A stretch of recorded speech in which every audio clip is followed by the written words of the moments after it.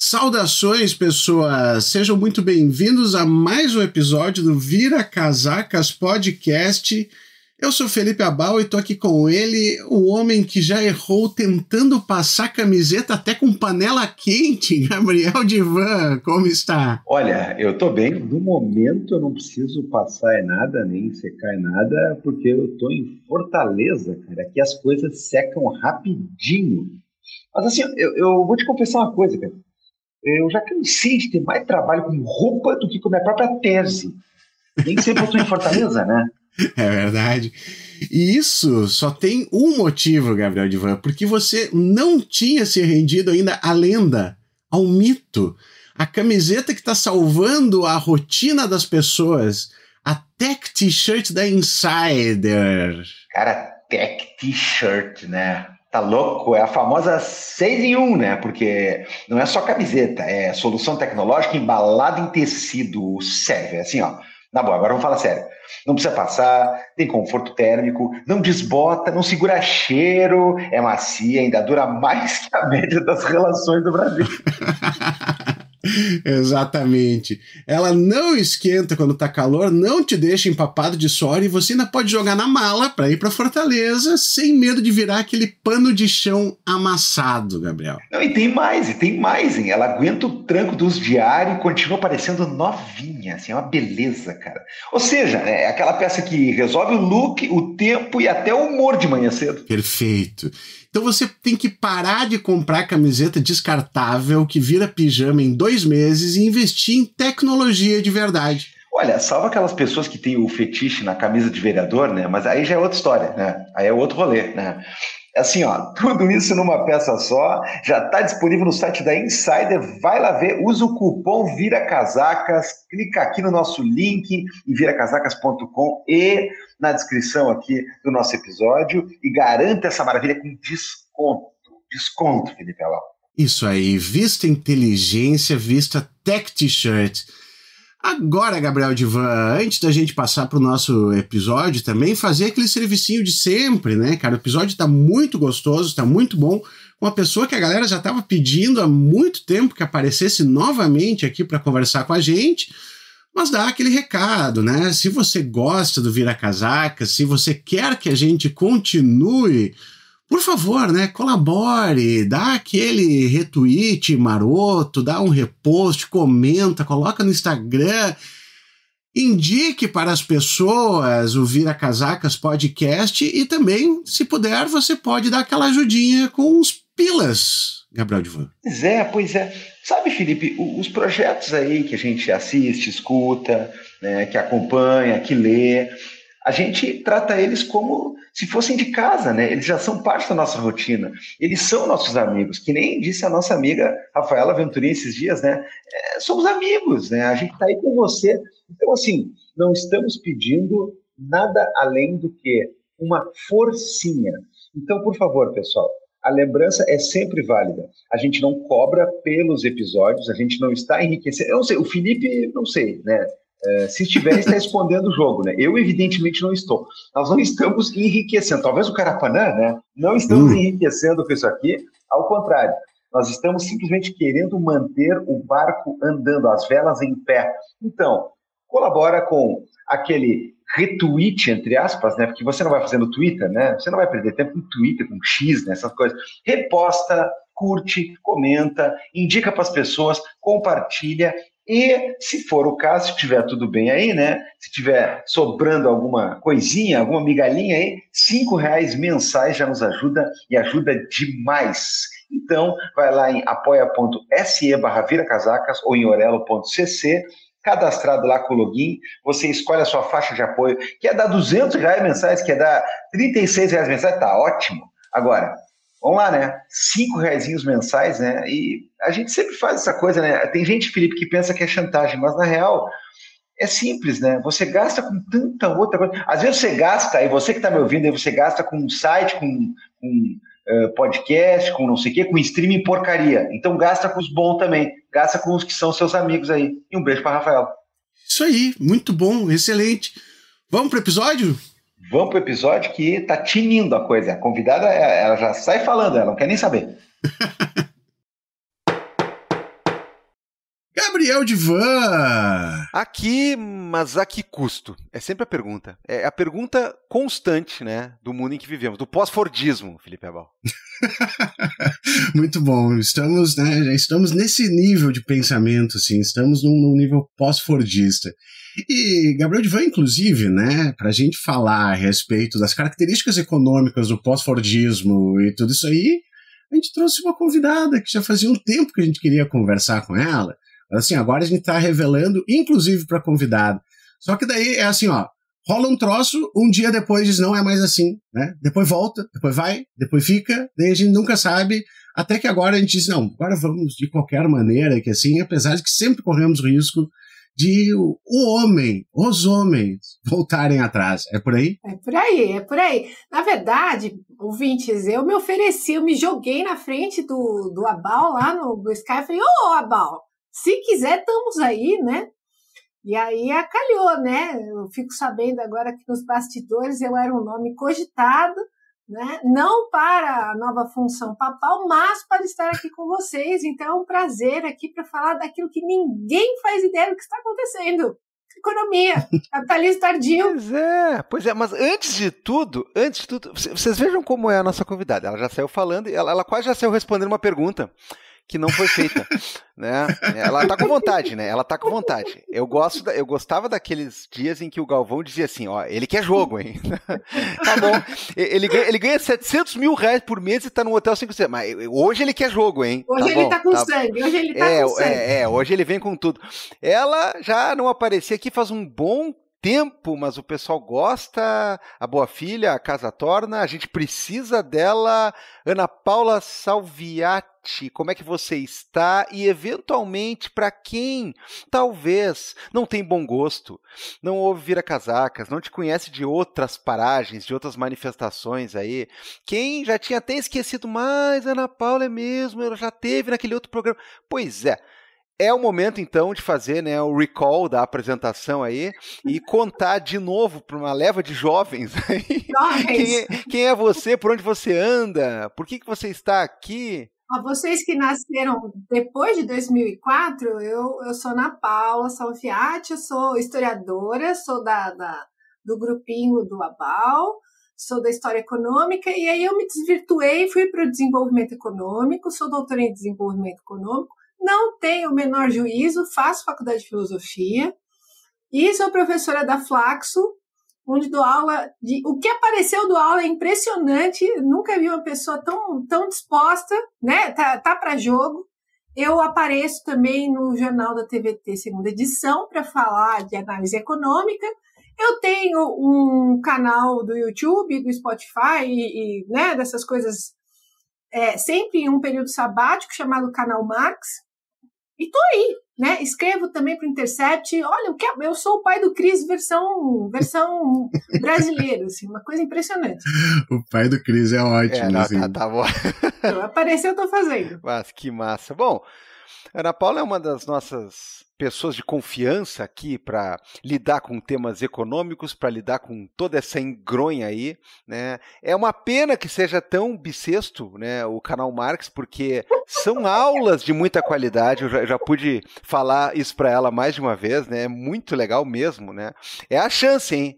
Você que não entendia nada, é a chance, hein? Ó, estamos dando a dica aí. Enfim, Felipe, nos últimos meses, como tu tinha dito, o mundo está envolto em uma questão muito maluca que está centralizada, entre outras coisas, nessa chamada guerra tarifária.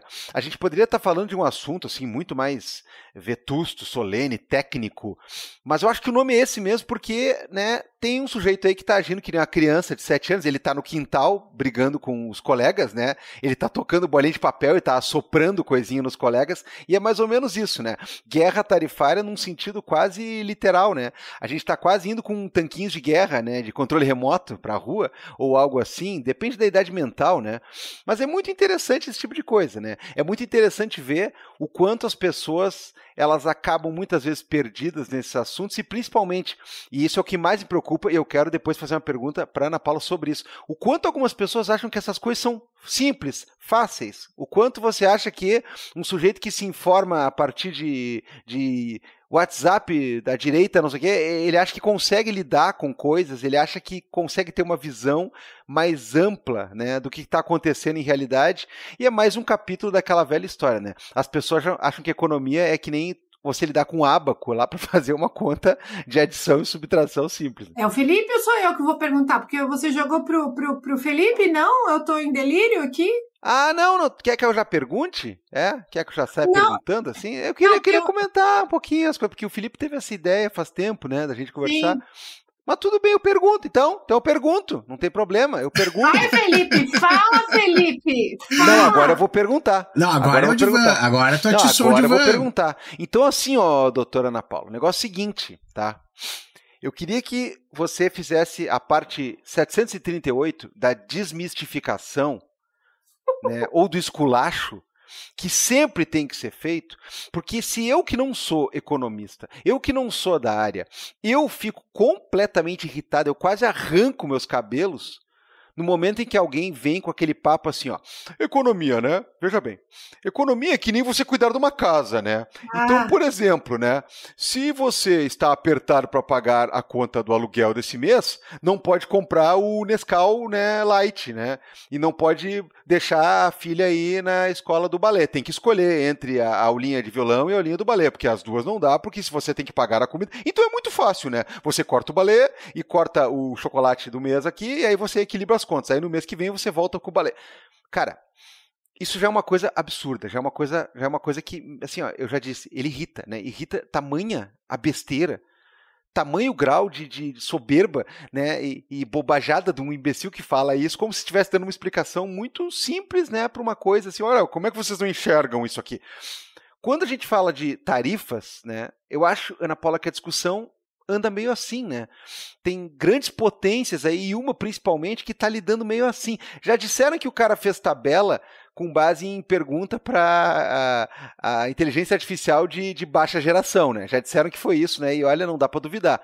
Mas o fato é, tá se falando de tarifas e tudo mais como se fosse assim, ó, eles vão pagar 8, tá? Então a gente não sei o que vai fazer eles pagarem 14, que daí eles pagam 12 para nós e aí nós pagamos. O Trump falou esses dias assim, ó, eles vão pagar. E eu não sei o que ele pensa que é tarifas, né, ou coisa parecida, ou taxação, porque ele está dizendo que eles vão pagar, e aí eu já não sei mais, né, eu não confio no intelecto dessa gente, eu não sei se eles vão pagar no sentido de eles vão ver uma coisa, ou se ele realmente acha que eles vão pagar alguma coisa, porque se tu aumentar a tarifa, parece que eles vão te dar dinheiro na tua casa, eles vão mandar um Pix, né. Cara, como é que a gente começa a explicar essas coisas num mundo em que ainda o papo da casa, o papo da escolinha de judô, né, ainda o papo dos canais Premiere entram na conta como se fosse uma coisa séria, né? O cara realmente fala que dá para comparar essas coisas, né? Esse mês eu não vou poder tomar o whiskinho, né? Porque tá feio, né? É assim que é a economia, né? São várias perguntas, né, Gabriel? Então vamos por partes, né? A primeira é a economia apresentada como se ela fosse quase a sabedoria suprema, né? É a mais complexa, é a mais razoável, é a mais racional, é quase como um saber metafísico, né? É a ciência dos deuses, né? Então, você que é um reles mortal, você no máximo vai acessar essas migalhas que eu tenho para explicar e como é a ciência dos deuses, né? E os deuses são quase como fenômenos na natureza, eles têm humores, tem uma coisa muito, muito, muito parecida nesse sentido, assim, né? Ela se aproxima como se ela fosse uma ciência, primeiro, né? Ela se apresenta como algo científico, né? Ela é científico no sentido de ciências humanas, mas ela não é científico no sentido matemático da coisa. Ela não é uma matemática pura, por mais que ela se apresente como matemática pura. E o divulgador de economia, né, que trabalha com esse anteparo de que a economia é como o exercício que você faz na sua casa, ou ele é um economista, ou ele é um divulgador de economia, né? Ele é um jornalista econômico, etc. E caso jornalista econômico, ele tem menos estrutura ainda para saber o que é a teoria ortodoxa, né? A teoria ortodoxa é a teoria dominante, é a opinião dominante, isso que significa mesmo, e a teoria da síntese keynesiana, que é a síntese keynesiana mais à direita, né? Ela é mais monetarista, se é que a gente pode falar assim. E ela é muito... Ela rebaixa o Keynes, né? Ela tira toda a dinâmica, todo o pensamento múltiplo e variado do Keynes e reduz ele a variáveis econômicas, né? Por quê? Porque o princípio do pensamento ortodoxo é esse, né? De racionalizar ao máximo, de esquadrinhar ao máximo, tornar o mais eficiente, porque assim você controla todo o planejamento econômico.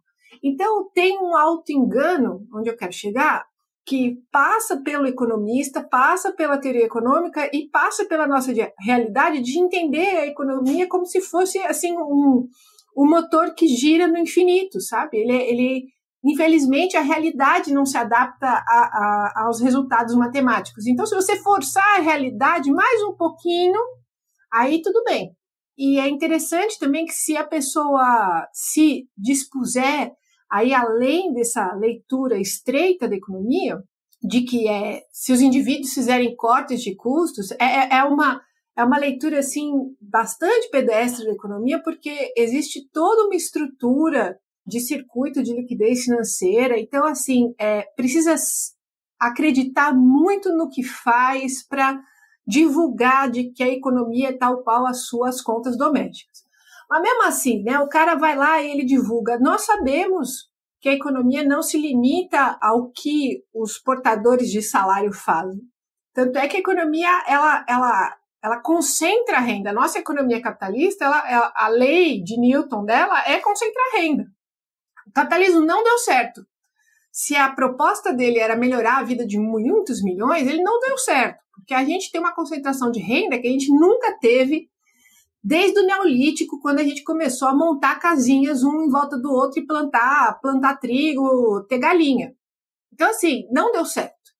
A questão é que o capitalismo hoje, ele não precisa nem dizer que ele não dá certo, é verdade. Ele se diz como a única forma, né? É muito comum, eu acho que todo ouvinte já teve a infeliz situação de aparecer um tio, um primo, um companheiro de trabalho falando que existia capitalismo na Roma Antiga. Né? Ele vai ver o capitalismo até nas leituras do Zoroastro. Né? Porque afinal tinha dinheiro, tinha comércio, então tinha capitalismo. Então a gente está num mato sem cachorro porque o capitalismo se apresenta como natureza. E a natureza é isso aí. Né? É o cara que bebe leite cru, é o cara que não dá vacina, ela é só o que você observa, né? Aquilo que eu observo tudo semelhante, então o sentido das coisas é só por semelhança, não tem uma inteligência por detrás. A questão das tarifas, eu puxo bastante no sentido do Felipe, que tem livros publicados sobre nazismo, né? O Trump, na minha interpretação que eu tenho feito, e eu acho que não tenho feito sozinha, ele é essa exuberância, dessa irracionalidade, né? Ele é o discurso do salvador da pátria, né? Ele trabalha com a paranoia de perseguição, de que os Estados Unidos estão sendo atacados por um inimigo externo, isso tanto na questão das fronteiras, onde ele diz, e ele deporta pessoas, né? Ele enjaula pessoas sem o direito de defesa, e ele também leva essa noção de perseguição para o comércio internacional. Então, essa lógica, essa racionalidade que a gente está acostumado na economia, eu acho que a gente não vai encontrar no Trump. A pegada dele é um pouco um ponto de fuga dessa economia utilitarista, porque ele está num outro aspecto da história. Assim. Ele está numa conversa com o eleitor do MAGA, com essa massa de indivíduos que se encontram prejudicados e não sabem pelo quê, e ele vocaliza o que é. Então, em termos econômicos, eu quero lembrar que o Trump ele é conhecido pelo livro A Arte da Negociação. Né? E se vocês assistirem norte-americanos com o bonezinho do MAGA, eles vão falar o quê? Ele sabe o que ele está fazendo. Ele é o cara da arte da negociação. Ele traz com isso aquela leitura de que não, eu sei o que eu estou fazendo, eu estou negociando, eu estou fazendo eles virem até mim. E é exatamente porque ele não tem esse padrão oligárquico, né, essa política oligárquica, ele não faz parte do grupinho de políticos padrão, ele é um outsider, no sentido assim, ele é um cara da televisão, Ele é um histriônico da televisão, ele não é um político de carreira, tá? É óbvio que ele é político, mas ele não é um político de carreira do Partido Republicano e Democrata. É porque ele é outsider, é porque ele é essa figura caricata que ele conseguiu a segunda eleição e se tudo se mantiver nesse nível, não temos outra eleição. Ele não está fazendo as coisas escavando o terreno para que ele perca uma eleição futura. Ele dá todos os sinais de que ele não está interessado na democracia, ele está interessado no Estado que ele representa, não o Estado democrático norte-americano. Então, né, se eu consigo responder, Gabriel, não faz muito parte da nossa lógica comum. Ele está forçando uma barra e ele não tem nenhum compromisso com o direito econômico, internacional, etc. Eu estava lendo antes de entrar que o porto lá da Califórnia ele já está com 19% a menos de fluxo de containers. E a tendência é diminuir mesmo. Ele está forçando uma negociação, mas não uma negociação nos termos que eram anteriores. Ele é o cara da arte da negociação, ele quer fazer com que os Estados Unidos se ressalte. É um pouco a figura do macaco com uma arma no meio do zoológico, entendeu? A gente não sabe o que esperar, porque é exatamente porque a gente não sabe o que esperar que ele foi eleito. Não sei se eu respondi sua pergunta, Gabriel. Mas não, eu concordo com tudo, né, e olha, não teria melhor exemplo, né, do que dizer que é um macaco com uma arma, né? Mas a questão que eu queria colocar era justamente essa, porque assim como tem gente que até hoje vem com o papo furado de que economia é muito fácil, o cara pensa só como alguém controlando contas no fim do mês, né, para pagar, né, o gás, o feijão e a escolinha da criança, né? Como se gerir, né, uma economia de um estado, né, e de uma megapotência como os Estados Unidos, por exemplo, né, como se isso aí não tivesse enraizamentos, impactos, como não tivesse fluxos e contrafluxos para absolutamente tudo que está acontecendo no mundo em termos de bolsas de valores, em termos de outras negociações, de política em todos os cantos do planeta. Para além de tudo isso, a gente tem essa coisa das tarifas e do leilão, né? Leilão de tarifas, como uma espécie de um ramo, de certa maneira, desse pensamento, porque as pessoas elas olham e algumas pensam assim, ó, a China cobra não sei quantos de tarifa assim, então eles têm que cobrar tanto e o Canadá cobra tanto e eles cobram tanto também, e aí parece que quem no fim cobrar mais ganha. E aí o outro não cobra mais nada e venceu, né? Parece que é isso, parece que é aquela coisa do leilão, que daí todo mundo vai para casa e um é o vencedor e tudo mais. Como se isso não fosse afetar o planeta inteiro e como se isso aí fosse uma coisa de solução simples, né? Do tipo assim, bom, o país que me taxar em 4%, eu taxo em 6%, e aí eu tô melhor, sabe? É esse tipo de coisa, né? O Trump, ele faz o que ele faz porque ele pode fazer, né? Essa coisa de os Estados Unidos, primeiro, que são a moeda de curso internacional. Não, mas a China tem trilhões de títulos norte-americanos, é só ela liquidar. Ela vai liquidar e vai perder dinheiro também, se ela liquidar tudo de uma vez, né, Katsu? Então, ela vai liquidar todas as posições e ela vai querer ser paga em quê? Dólares, Katsu. Então, se ela liquidar tudo, é ela que vai perder o dinheiro se ela forçar a redução do valor. Então, assim, são pensamentos que às vezes a gente tem a impressão, às vezes, que a economia... A gente, para tentar dar sentido, a gente trabalha meio no campo do war, assim, né? Quem tem mais tanques, quem está perto de Vladivostok, é uma coisa assim, né? Os Estados Unidos têm a moeda de curso internacional e eles são os maiores consumidores internacionais. Eles não são os maiores produtores. Então, se eles embargam as outras economias fora a China ficam em desespero porque o maior consumidor de todos os produtos dela fora dos seus países de origem, são os Estados Unidos. Então, fora a China, todos os países estão, de alguma forma, tentando fazer diálogo com ele. Mas o objetivo dele, de certa forma, é dialogar no novo patamar com a China, e a China está fazendo o jogo duro, fazendo o papel dela, porque ela pode também fazer outras estratégias comerciais e provavelmente, não só provavelmente, ela fará. Né? Ela vai buscar lançar os produtos delas para outros canais. E não necessariamente isso é bom, porque outro dia no Blue Sky o pessoal falando, mas quem que não quer o computer mais barato, né, da China?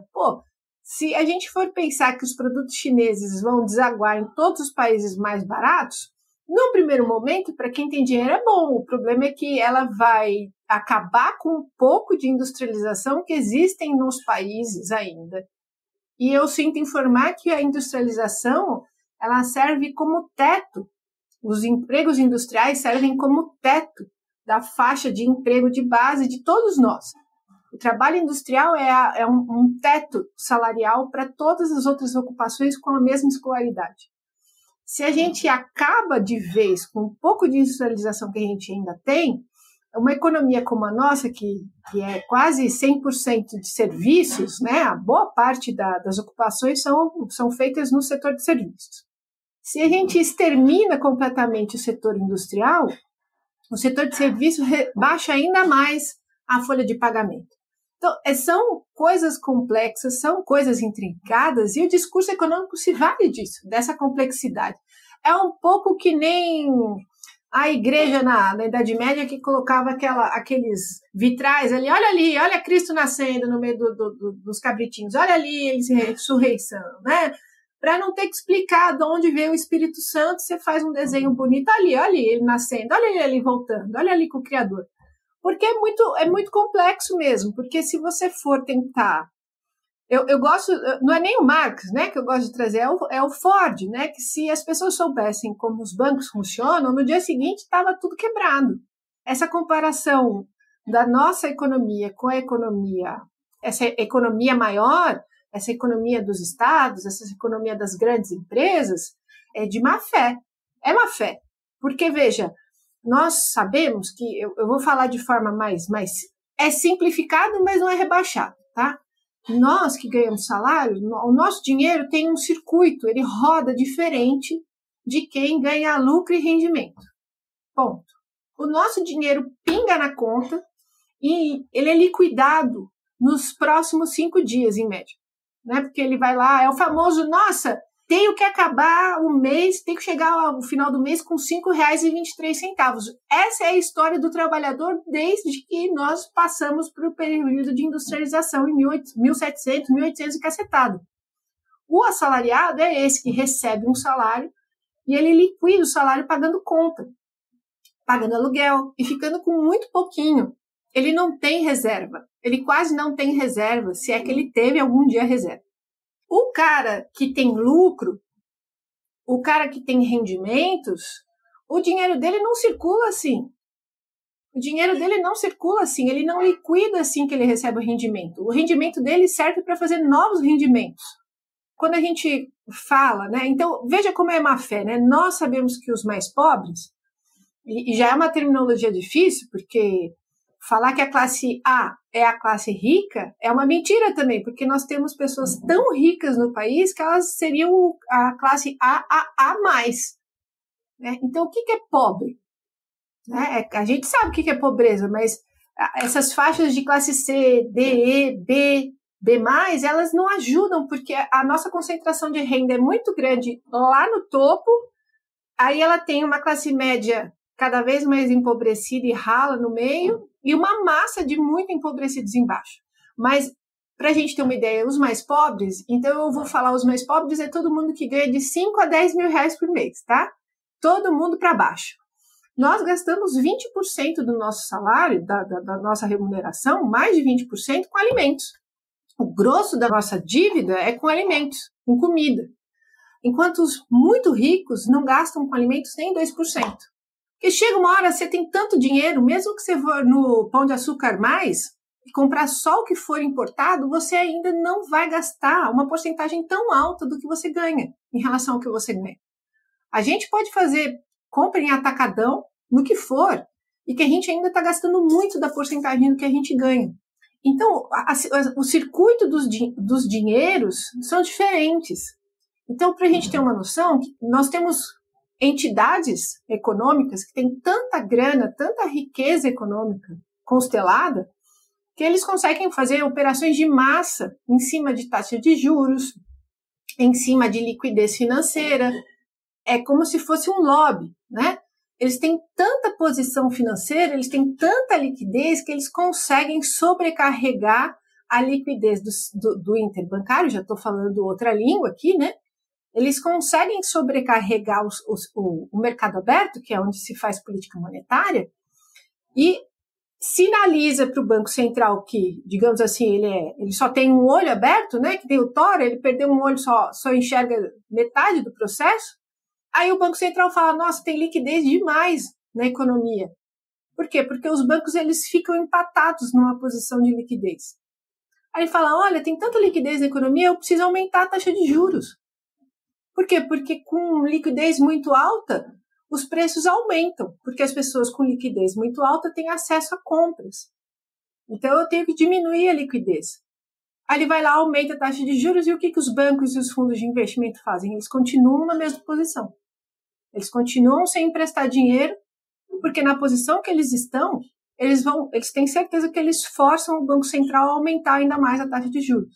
Então, quando a gente fala de inflação, dizendo que a economia está muito aquecida, então quer dizer que a gente tem que desaquecer a economia. Então, a gente tem que aceitar que 9 milhões de brasileiros vão ficar sempre desempregados e que o salário médio tem que ser R$1.500 e está todo mundo feliz, assim. Essa é a solução. Essa foi a solução durante muitos anos no Plano Real.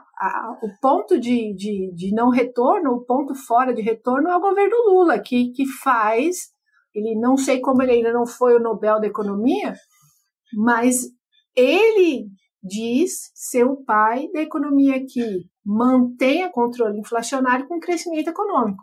Essa é a marca registrada do Lula, fazer crescer com controle inflacionário. Então, essa é a briga de foice no escuro. E já conta o segredo do Lula, ele faz isso mantendo taxas de juros elevadas.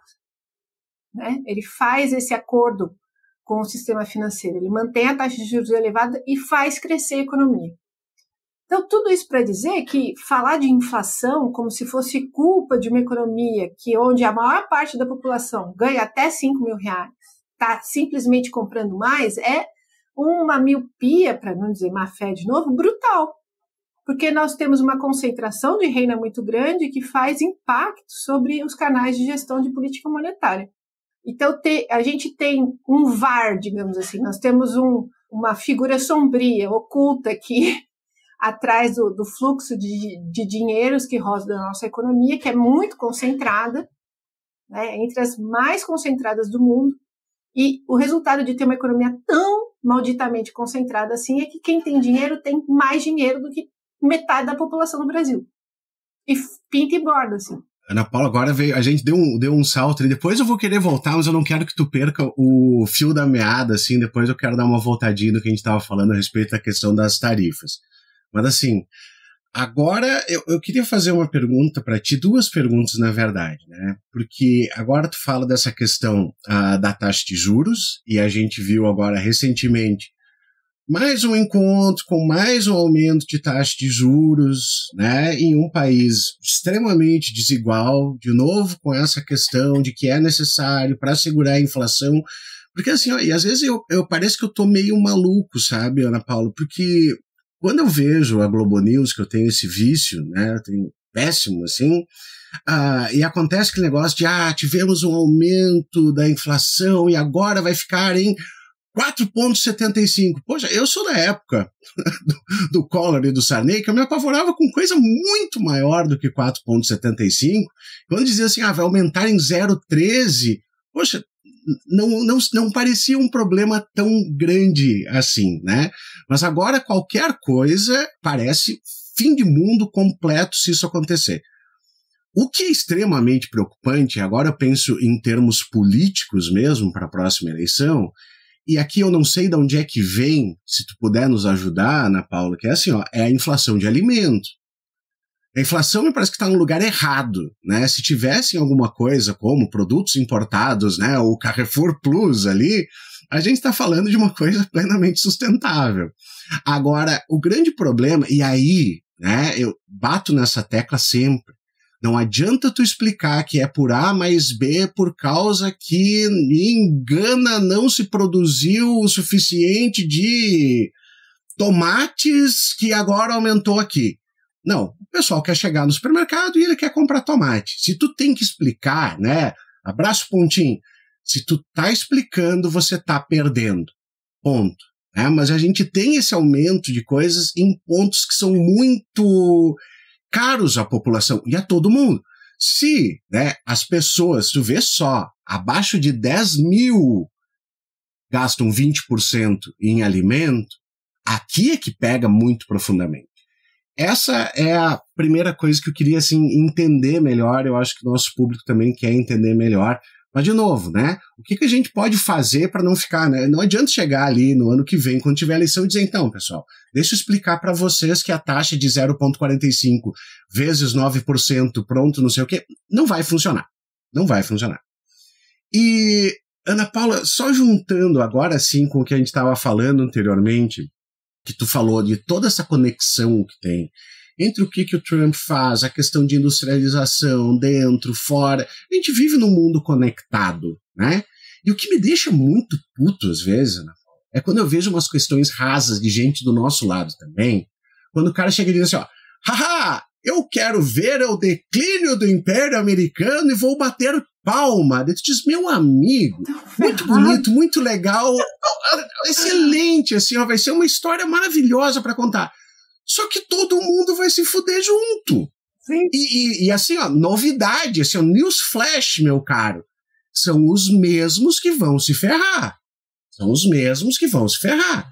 Porque o cara lá que tá com milhões guardados para investir, né, para especular, ele vai comprar ouro, ele vai fazer alguma outra coisa, vai pegar outra moeda, ele vai fazer um short no dólar e vai ganhar mais ainda.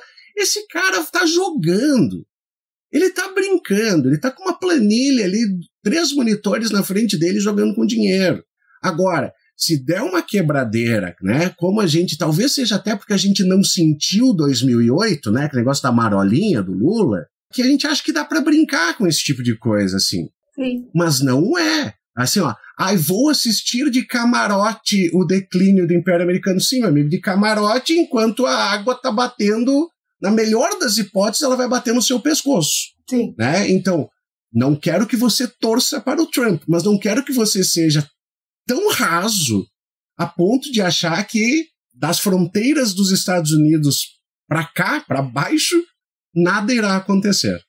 Eu tenho a impressão que a gente não atualizou o jogo de videogame, né? Que a gente parou ali, sei lá, né? Em 1900 e alguma coisa, né? Como se os Estados Unidos, a gente não tivesse, não fosse uma âncora amarrada no nosso pescoço, né? Como se os Estados Unidos já não tivessem imposto uma recessão mundial nos anos 80 e nós tivéssemos vivido a crise dos anos 80. Foi uma década de baixo crescimento, de crescimento negativo, de hiperinflação, tudo porque os Estados Unidos elevou a taxa de juros de um dia para o outro, né?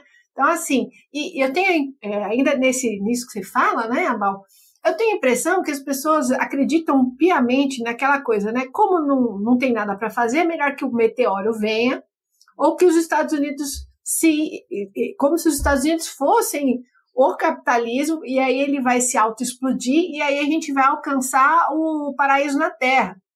Nada indica que o capitalismo estourando nos Estados Unidos, ele ficará mais adestrado, ou ele não vai se transformar em algo ainda mais caótico. E, de novo, mesmo dizendo isso, eu não estou torcendo para os Estados Unidos, eu simplesmente estou torcendo para não me ferrar mais, é um pouco diferente. E aí você trouxe a questão dos anos 80, né, da inflação que a gente via, né, de 400%, e hoje eu também assisto muito jornal, a gente vê ela sangrando, falando que aumentou 0,13%, abril, os alimentos 0,43%, né. Então, a grande questão que foi a pergunta que o meu professor fazia no doutorado, mas a gente controlou mesmo a inflação? A gente realmente controlou a inflação? Porque o Plano Real, ele vendeu a alma para o diabo, digamos assim, né? Ele fez o seguinte, olha, eu mantenho as taxas de juros o mais alto que for possível, a gente chegou a pagar mais de 40% de taxa de juros real, não de taxa de juros nominal, taxa de juros real. O que é taxa de juros real? É a taxa de juros que vai lá, o Copom fala que vai ser naquele mês, descontada a inflação que está em circulação. Então, só para a gente ter uma noção, quando eu falo que nós pagamos, no final do Plano Real, 40% de taxa de juros, é que o título público brasileiro pagava 40% de juros, certo? Muito mais do que pirâmide por aí que a galera está investindo dinheiro. Então, era o verdadeiro esquema de pirâmide. E também avisa todo mundo que o Plano Real foi um dos períodos de maior concentração de renda depois da ditadura militar. Então, assim, a gente ingressa no Plano Real que controla a inflação vendendo nossa alma para o diabo, porque ele mantém a taxa de juros muito alta. Então, foi basicamente esse o acordo. A gente aquieta a inflação, mas a gente aquieta mantendo taxas de juros muito elevadas. E um dos segredos do Plano Real para funcionar foi abrir a economia toda, arregaçar a economia no sentido de desindustrializar ela o máximo possível. Tem um debate aí, você vai ver o espectro da Maria Conceição Tavares baixar aqui, se a gente começar a falar disso, né? Porque basicamente o Plano Real foi lá e fez terra arrasada com a industrialização que ainda existia. E, assim, a industrialização é importante na medida que ela gera empregos de qualidade, ela gera empregos na cidade, ela gera empregos indiretos. É o debate do desenvolvimento econômico. Se você não industrializa, você vai virar um grande fazendão, ou melhor, você vai continuar sendo um grande fazendão. E cá estamos, num grande fazendão. Se a gente é um grande fazendão, hoje nós temos menos indústria do que nós tínhamos na década de 80, e mesmo assim, no saldo da balança comercial, a indústria vem em seguida, depois do setor de serviços, ou seja, o tal do Katsu do agro é pop, ele não é o primeiro da nossa balança de serviço, de comercial, ele é o terceiro, né? Quando muito, ele consegue espremer o setor industrial. Então, quando a gente se transforma no agro é pop, significa que essa nossa economia continental, ela se especializou em vender tudo que ela produzia aqui dentro para fora. E ela não produz alface, ela não produz tomate, ela produz soja, né? Então, faz aqueles esquemas de derrubar a floresta amazônica inteira para produzir soja e botar gado, vender a árvore, etc. É bem colonial. Eu queria que a gente tivesse uma noção de o quão colonial ainda é presa a ramificação da nossa elite. Assim. Como é que eu ganho dinheiro? Do mesmo jeito que ganhavam os nossos colonizadores. Sistema de plantation. Então, quando você tem uma economia toda extrovertida, quem dá o preço é quem paga em dólar, tá? Então, só para a gente tentar entender, se eu pago o quilo do arroz R$5, mas o cara vende o arroz lá para o mercado externo e ganha em dólar, ele pode fazer uma triangulação, ele pode especular para que o dólar fique ainda mais caro aqui dentro, ele ganha em dólar e quando ele remete essa grana para dentro, ele ganha mais do que ele ganharia se vendesse para mim. Né? É o famoso vender lá fora em dólar e quando voltar para dentro esse dinheiro está ainda, eu fazer a troca cambial com o dinheiro ainda mais caro. Ou seja, eu vendi lá fora, ganhei em dólar e quando eu converti a moeda eu ganhei mais do que se eu vendesse na prateleira do supermercado. Bom, como é que a gente resolve isso? Bom, então você tenta manter serviços que estejam ligados, né? Você tenta fazer o máximo possível para que a sua matriz econômica não seja toda extrovertida, que você faça uma matriz econômica para que o consumo dela seja interno, por isso que você tem que desenvolver o mercado interno, ou seja, eu aqui de novo falando como o capitalismo poderia funcionar, né? É um lugar terrível, mas veja, nós não temos uma burguesia nacional, esse período colonial continua funcionando muito bem. Teve presidente que já se matou, teve presidente que já foi impeachmentado, teve tudo no nosso país para ver se a burguesia nacional acontecia, vinha, nunca veio, nunca aconteceu. Aqui é farofa pouca, meu pirão primeiro.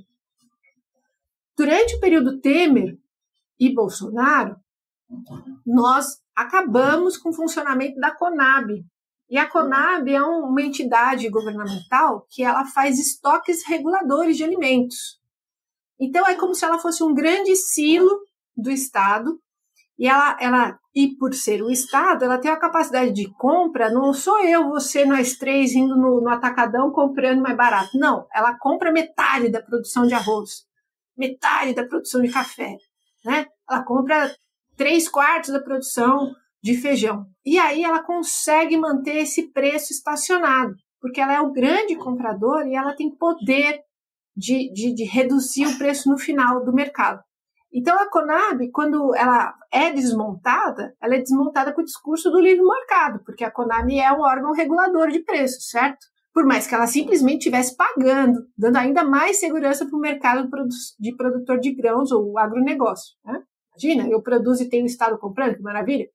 Então, eles desmantelam, e é durante o governo Bolsonaro que nós temos aquelas fotos que nunca devem ser esquecidas, das pessoas comprando ossos, né? Das pessoas pagando R$11, R$15 no saco do feijão, e etc. e tal. E vinha o super ministro da CEPLAN lá, o Guedes, dizendo que as pessoas estavam comendo demais. É esse o tipo de argumento do período militar. Vocês estão comendo demais. Vamos comer menos. Né? Vamos comer pedra, se for possível. Então, o governo, dentro do capitalismo mesmo, ele tem essas possibilidades de garantir a Conab funcionando. Só que o governo Lula entra e ele demora muito ainda para reativar completamente a Conab. Ele foi aumentar os estoques reguladores da Conab, está começando a regular de um ano para cá. Só que de um ano para cá, o café aumentou muito.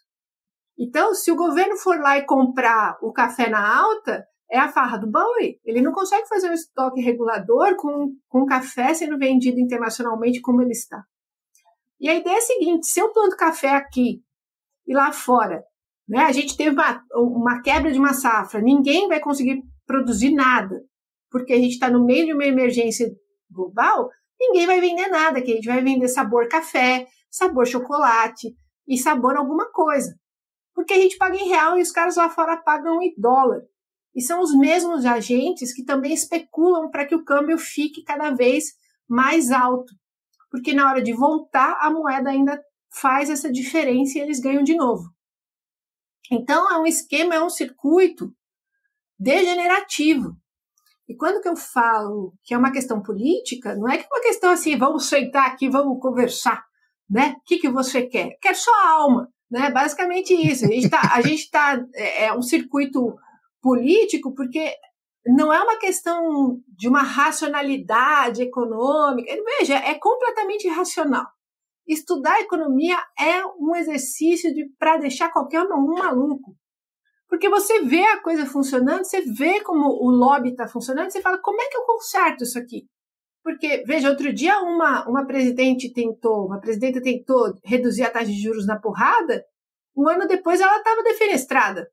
Né? Então, é político nesse sentido, não é só uma coisa que a gente resolve aqui. Né?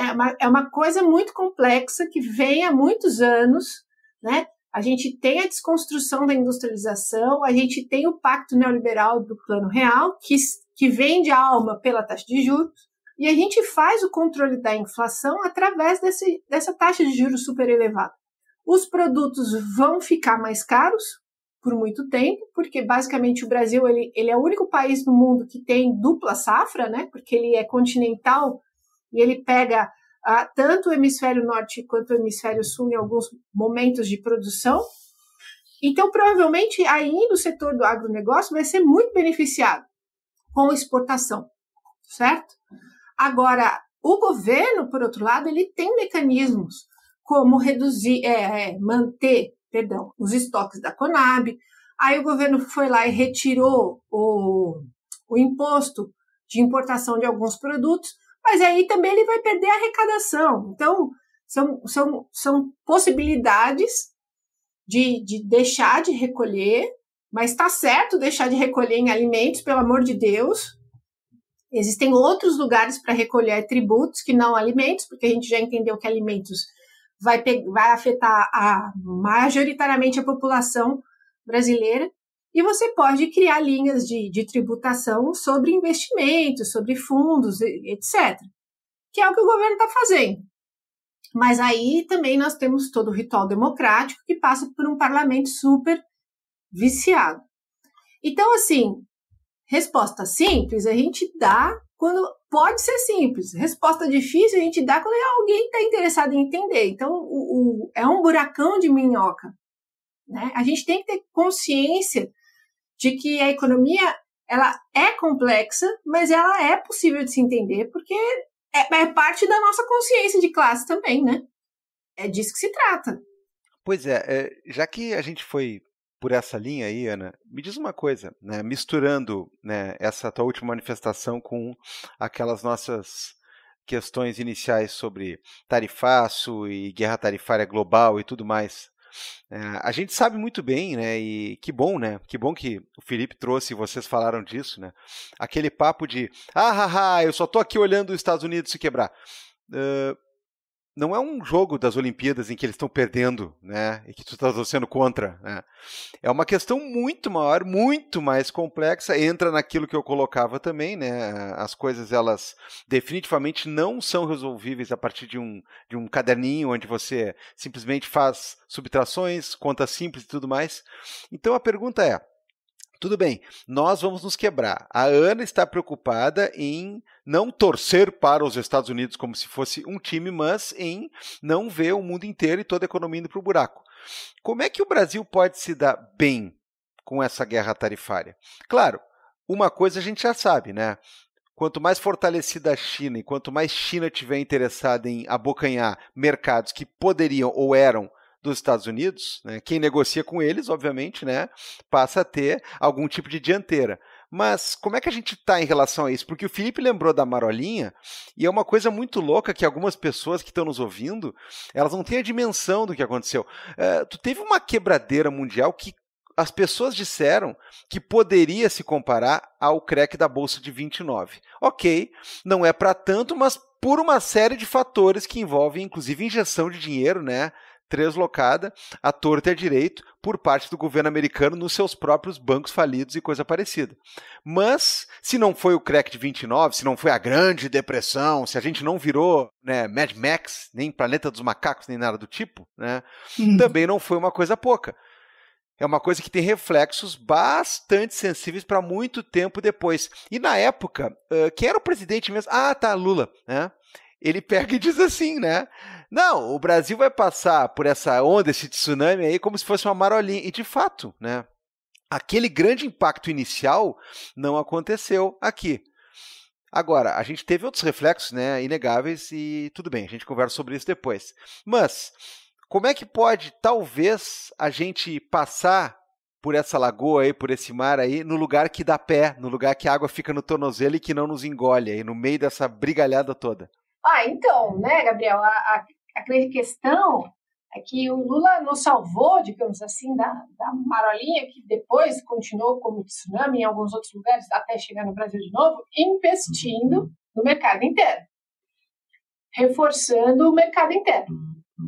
Então, foi aí que ele assentou o pé nas políticas de distribuição de renda, PAC, né, para fazer com que a economia continuasse girando internamente, né, de uma forma o mais demanda e oferta interna, e se utilizou muito do mercado de exportação para a China. Né? Então, a gente estava no auge do boom das commodities, e continuou por muitos anos. Né? Então, eu até comentei outro dia que é difícil falar de alguma situação, porque a gente está com o Trump lá, e ele é o nosso macaco com a metralhadora na mão. Né?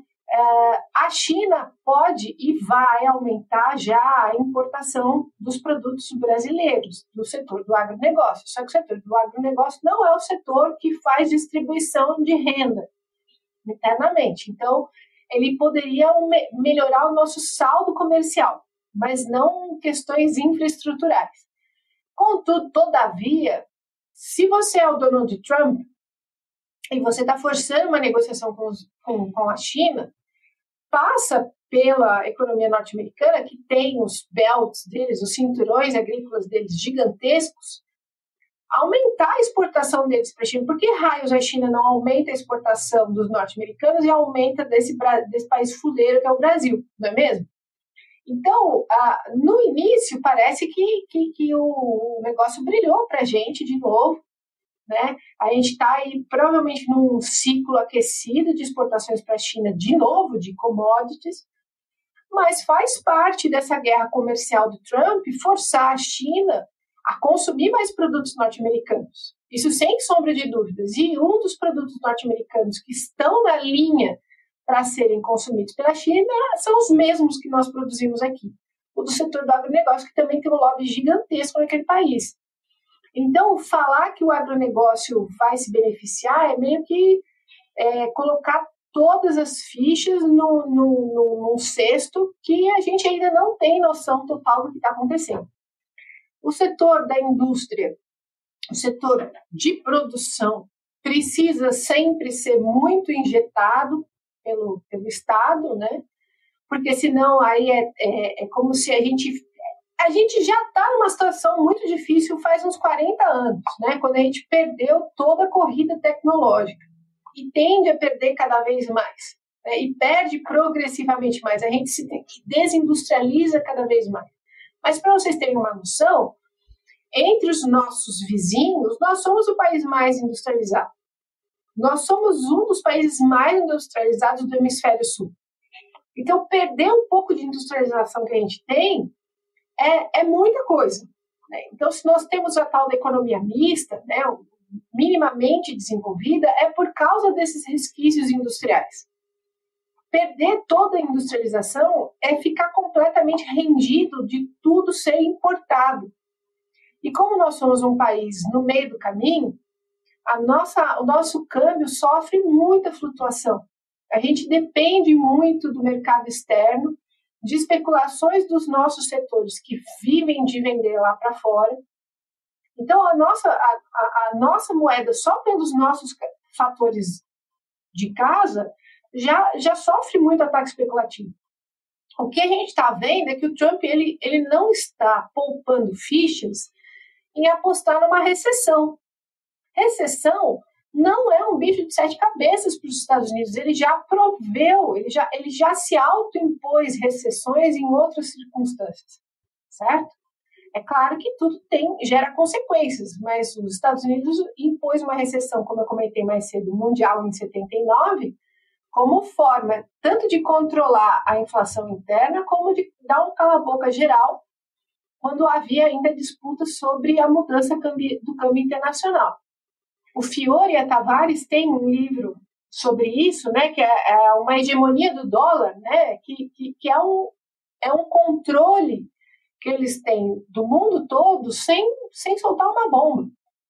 Então, a gente está num cenário que é difícil dizer para vocês o que daqui a um mês, como é que as coisas estão. Para agora, a gente já tem um aumento das exportações no setor do agronegócio. A gente já está assistindo. Mas a questão é, como eu comentei mais cedo, lá no porto da Califórnia, já houve uma redução de 19% dos containers chegando. Então, a gente está falando de uma economia norte-americana que vai sofrer um desabastecimento em alguma medida, né?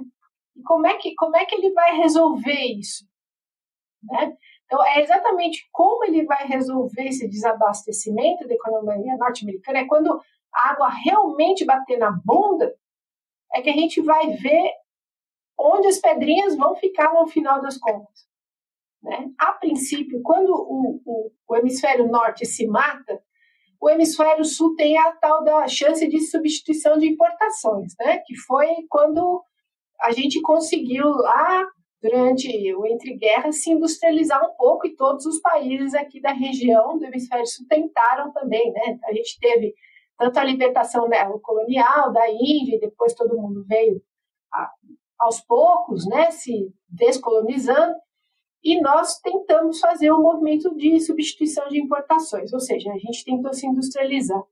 Então tem que ver muito como é que essas pedrinhas vão ficar quando a água bater na bunda da ocupação dos produtos, desse desabastecimento possível na ponta do mercado norte-americano. Agora está a farra do boi de novo para o setor do agronegócio, que está vendendo loucamente para fora, sem se preocupar com os produtos internos aqui, desabastecimento interno, etc. Mas, Ana, eu queria falar contigo um pouquinho sobre uma outra questão assim, que é o seguinte: o governo do Trump, ele é nitidamente, né, talvez, o que é impressionante, mais do que outros governos dos Estados Unidos, governo extremamente mafioso, né, na forma de se comportar. Tanto nessa questão de né, é um jeito meio macho, né, de se portar com os outros países, de fazer, então, essa questão das tarifas, que nós vamos obrigar. Eu achei curiosíssima, né, aquela tarifa que eles botaram sobre Madagascar, e Madagascar só exporta baunilha, praticamente, né? Não, Madagascar está exportando um monte para nós e não compram nada. Sim, eles exportam baunilha, tá? Então vocês vão ficar sem baunilha. Não sei como é que vocês vão viver sem, né, o sorvete de baunilha para a Apple Pie de vocês, né? Mas tudo bem, realmente eles têm que comprar mais coisas de vocês, então. Mas é uma forma de se comportar extremamente mafiosa. Quem vê, por exemplo, né, agora as negociações com o Vietnã, né? O Vietnã disse, não, vamos negociar. E no meio de todas as negociações estava uma autorização para um novo resort do Trump no Vietnã, de 1 bilhão e não sei quantos. Então está todo aquele negócio de agradar o rei para você fazer negócios com o reino. O que é um negócio, assim, que vamos falar bem abertamente. Se fosse em qualquer país sério, alguma coisa estaria acontecendo. Né? Imagina, né, o Lulinha, que tem a sua Ferrari de ouro, é dono da JBS, né? Todos os negócios já fazem um estardalhaço com fake news. Imagina se dissesse assim, não, vou fazer negócios com a família do presidente para abrir caminhos comerciais com o país. Um negócio absurdo. E no meio de tudo isso aí tem uma outra questão, Paulo, que está muito incipiente na economia mundial, que é moeda virtual. É Bitcoin, é memecoin. O Trump lança a própria memecoin. Ele diz que os maiores compradores, os maiores donos da memecoin dele vão ter direito a jantar com ele. Um negócio... Gente do céu! Tu lê um troço desse e diz assim, não, como é que é? Imagina Lula Coin e daí tu vai lá pra Alvorada pra ter um... Sabe, é um negócio absurdo.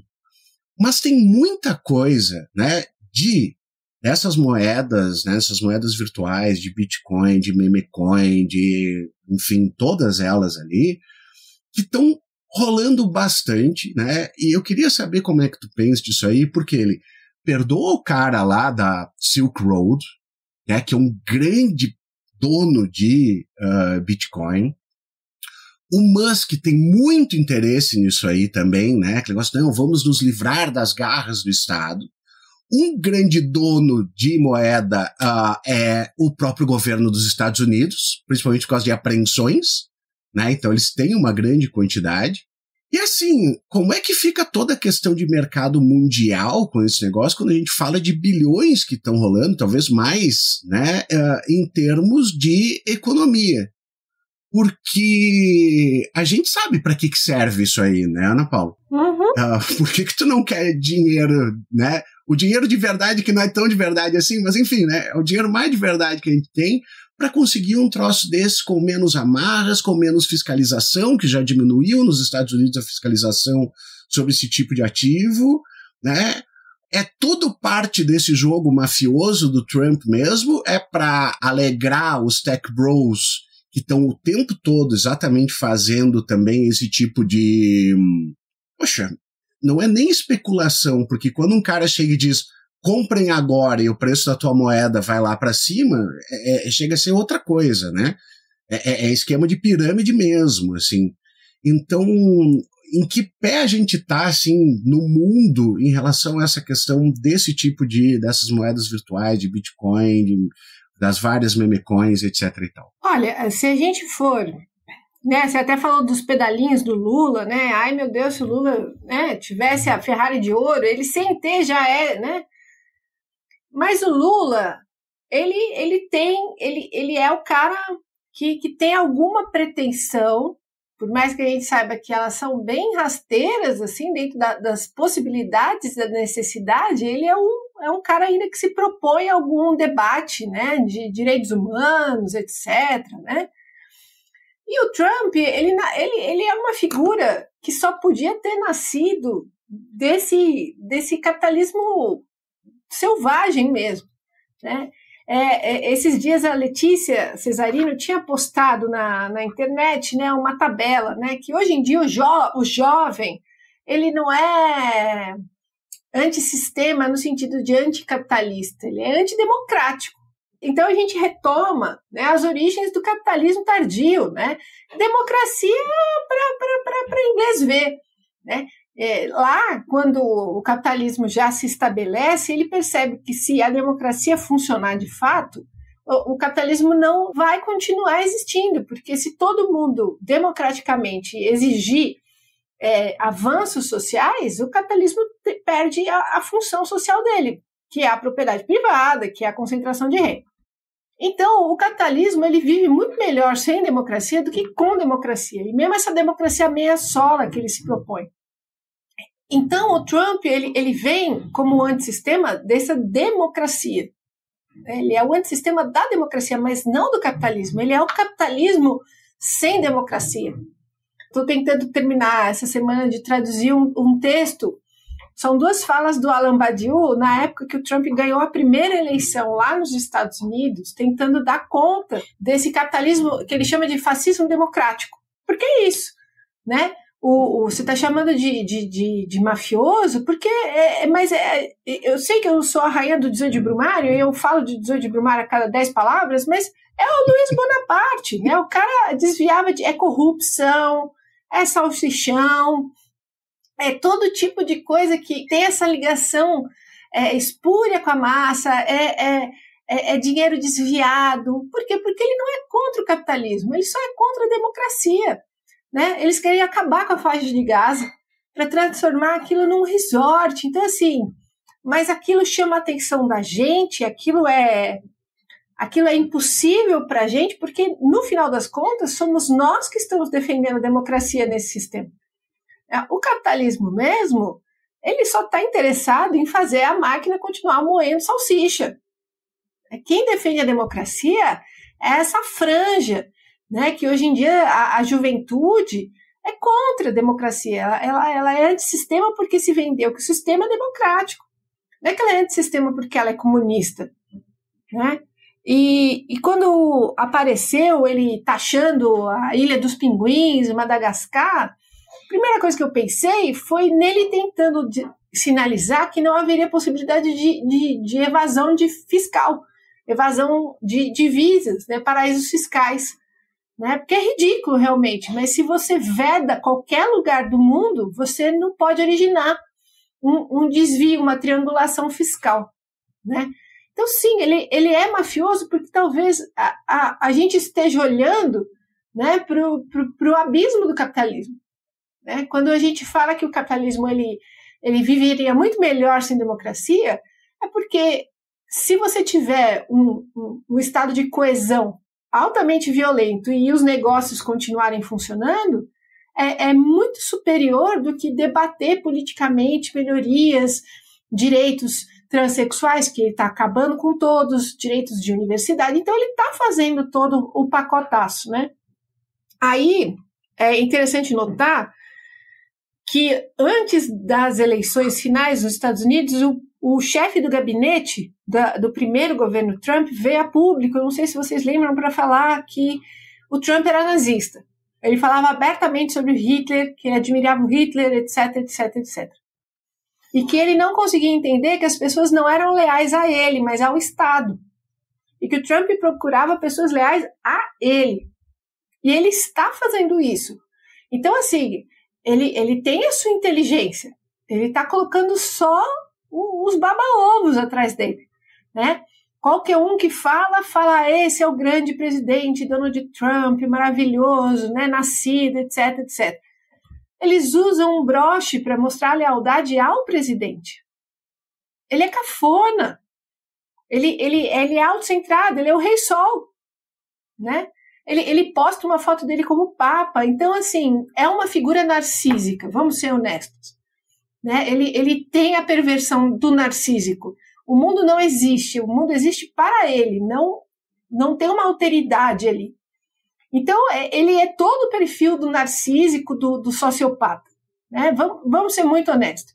E existe toda uma relação de massa com essa figura de autoridade, etc. Aí a moeda virtual, como você até falou no final da sua questão, né, Abal, é um ativo. É um ativo que simplesmente é um ativo derivado, é um derivativo monstruoso, e que você pode ganhar especulando loucamente. Então, ele não é nada, a não ser aquilo que você faz aparecer com que ele seja. Os Estados Unidos acabaram por ser grandes portadores desses ativos, né? Quando o Trump ele quer lançar a moeda dele, ele está tentando lançar obrigando que o Estado dos Estados Unidos, o Estado norte-americano compre esses ativos. Por quê? Porque aí o lastro final é o Estado. Então ele não só está fazendo uma lavagem de dinheiro, que a gente sabe que é, no final das contas, isso, como ele está fazendo uma lavagem de dinheiro onde o fiador final desse ativo podre vai ser o governo norte-americano. Então, se tudo der errado, quem vai ter que descontar o ativo no final é o governo. Quando a gente estuda as origens do dinheiro no capitalismo, a gente estuda as casas de câmbio da Baixa Idade Média, do Renascimento Comercial. E quando a gente entende a função do crédito, a função das moedas, do câmbio lá atrás, a gente consegue reconstituir o funcionamento dos bancos. E aí a gente pega a fundação da monarquia parlamentar britânica, que 4 anos depois fundou o Banco da Inglaterra. Então, o Banco Central, ele é tão importante quanto o direito positivo da propriedade privada. O direito positivo da propriedade privada e o Banco Central são os 2 pilares do Estado moderno capitalista, que é o Estado moderno e o Estado moderno capitalista é a mesma coisa. Então, uma moeda sem o lastro do Estado é uma moeda que não faz sentido, porque é o lastro que vai ampliar a capacidade de crédito. E nós vivemos essa aceleração toda por causa do crédito. Todas as nações precisam continuar crescendo todos os anos, porque nós vivemos antecipando do futuro parcelas para o presente. Essa é a função do crédito. E o único que garante isso é o Estado, porque o Estado embute nas moedas a arrecadação e o patrimônio de todos os indivíduos, inclusive aqueles que não são os capitalistas proprietários de maior quantidade de riqueza. Então, veja, o Estado ele é meio que um SPA, ele é o anteparo das negociações de crédito. Então, o Bitcoin, ele pode ter tido uma origem franca, que era para facilitar transações de recursos em situações de conflito, etc., mas a coisa saiu do controle, ela é um ativo que está buscando ser comprada pelos estados. Então, a gente está no mundo aqui da pura especulação, gente.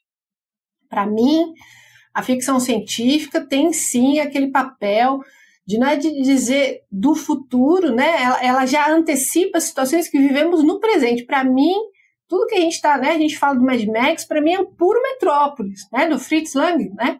Dos caras muito ricos morando lá em cima e a rapaziada aqui embaixo não vendo nem a luz do sol.